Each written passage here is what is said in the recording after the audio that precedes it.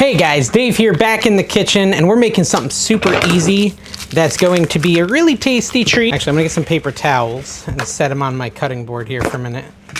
And I've got some Greek feta. This is imported from Greece, so pretty fancy. I'm just gonna put it onto a paper towel. I've got 2 blocks of it. I wanted like a snack, but you guys asked me to do some Greek recipes, so I was like, well, what if we made a Greek snack with feta cheese? As I casually drop the juices from this feta all over the floor. I want to dry it out a little bit. You know, moisture is the enemy of what we're doing here, so let's kind of dry it out as best we can. Actually, yeah, it's pretty moist. People don't like that word, moist. All right, I'll just do like a big old paper towel, and that way it can't soak all the way through. I'm gonna leave it sitting in the paper towel for like 3 to 4 minutes, just to get as much juice out of it as I possibly can. Set it aside. 2 little bowls here that might be too small, we'll see. I've got these pork panko breadcrumbs, and I want 3/4 cup of them. You could just use pork rinds too, oops. And put it into a bowl. Like I said, this is gonna be a super easy snack you can have if you're on keto with and you're craving some Mediterranean vibe kind of food.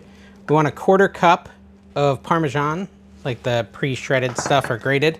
We'll then do a teaspoon of dried oregano, and I'm using my 1/2 teaspoon measuring thing, so I'll just do it twice. Teaspoon of garlic powder goes in next. 1/2 teaspoon of black pepper added to the mix. I will just mix all that up. Break up the big chunks of parm if you have any, so that it's nice and smooth and all integrated. And this is basically a breading if you couldn't tell.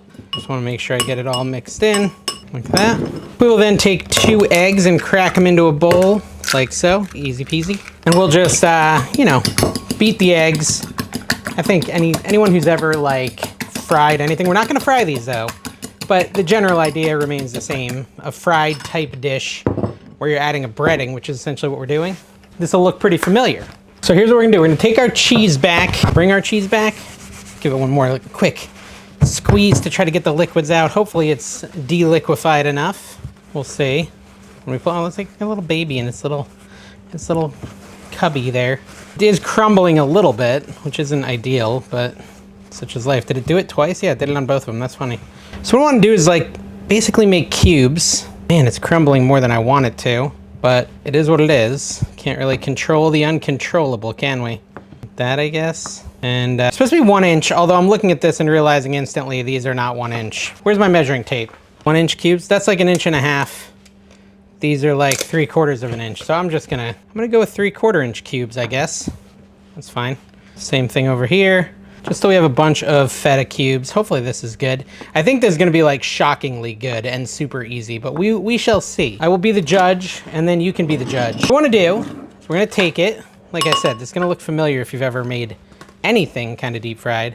Dip it in our egg mixture, and then the goal is to put it into this breadcrumb mixture and really push down. Because our biggest goal is that we want it to stick and not fall off. So really decent pressure as you're doing that. And this is kind of what you end up with. See that there? And you're gonna rinse and repeat quite a few times because we're gonna do it to every cheese block we have. But I don't wanna just toss it on there. I wanna actually like try to get it to stick. And then there's a little hack we're gonna do that makes this work even better.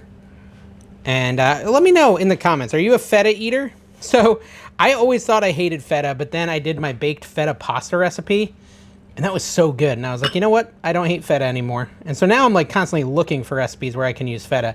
If you haven't tried baked feta pasta, go check my channel. Try that out. I probably remade that recipe 20 times since I originally made it on this channel. That's how good it is. And it's so easy. Like these, I feel like these have the chance to become a staple as well, but we'll see. All right, nice, nice, nice. And these are probably, I would assume, I should double check, probably fall well into the Mediterranean diet, the keto diet, quite a few different diets, which is kind of cool. And I do have an app on the App Store called Dish Draft, DISHDRAFT, where if you find videos online of people cooking something and you want to try it, you can just paste the link or hit the share button on your phone, and it will try to convert it to whichever recipe or whichever diet you prefer. You can set your preferred diet in the app if it is Mediterranean, and it could convert, you know, whatever to this. I feel like this would be it converting kind of like a mozzarella stick into a Mediterranean style dish. All right, so I'll get these all coated, and then I'll be back in just a few minutes when I feel like I'm done. Okay, so I've got all those on a plate, single layer. They look pretty good. It stuck pretty well when I pushed down on it. I'm gonna put them in the freezer for 10 minutes. All right, preheated my air fryer to 400 degrees. I am going to add my little bites here, my little Feta bites to this air fryer liner. Oh, you know what? Actually, first, stand by. I'm gonna spray this liner with some olive oil. That's why I took it out. Might as well, you know, do what I was planning on doing. Now I'll put it on the liner, like so. Single layer. I don't know if it matters if they're touching. We'll see. Mine might touch a little, but not much. All right, I'm gonna open up the air fryer, plop them in there like so, and we're gonna put them in for 6 minutes at 400, and then we're gonna flip them. So, well, hopefully these come out really good. I do have some dipping sauces lined up and ready to go. Number one, I do have a Rouse marinara that I figure I'll just pour a little in a bowl and try that, like so. Got a marinara. I also have a tzatziki that I pre-made for my gyro video, whatever you want to call it, that I'm still working on that video. That video has a lot of like steps. So I have that, so we're gonna break into the tzatziki and try that as well. So that should be pretty good. Well, let's give it 6 minutes and we'll be back. All right, let's take a look at these. I need a turner. Here's one. Pull it out. All right, so do you see them? They look pretty good. They actually kind of look done, but wow. They actually are pretty surprisingly good.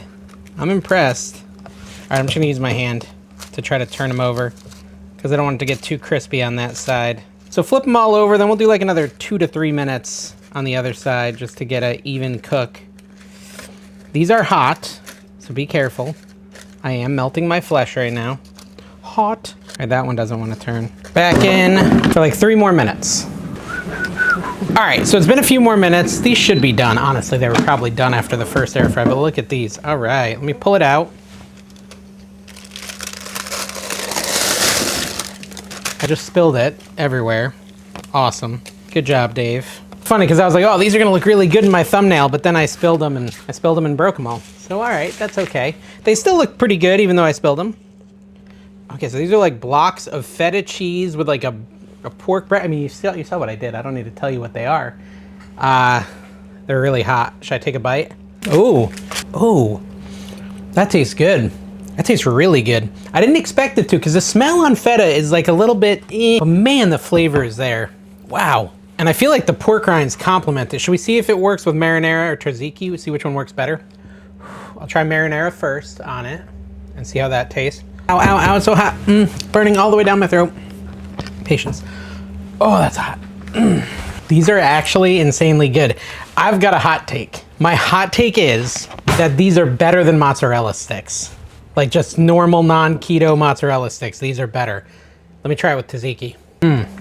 Oh man, that's even better. Holy cow. These are awesome. Like super awesome. This is a tzatziki I made with my gyro video, gyro, whatever you want to say. So if you want to learn how to make that, check out that video next. These are incredible though. These are seriously like the best mozzarella sticks, which is what I'm going to call them, I guess, Greek mozzarella sticks that I've ever made or had at a restaurant, which is a hot take. You gotta like feta, but don't think you don't like feta. If you haven't tried it, give it a shot. Like, I don't love the smell of feta, but I do like the way it tastes, especially in this format. It's a short video today. Hope you guys enjoyed it. If you did, hit the like, hit the subscribe, comment down below. What do you want me to cook next? I'm really glad you recommended Greek food though, because this has been a great time. Everything I'm cooking is delicious.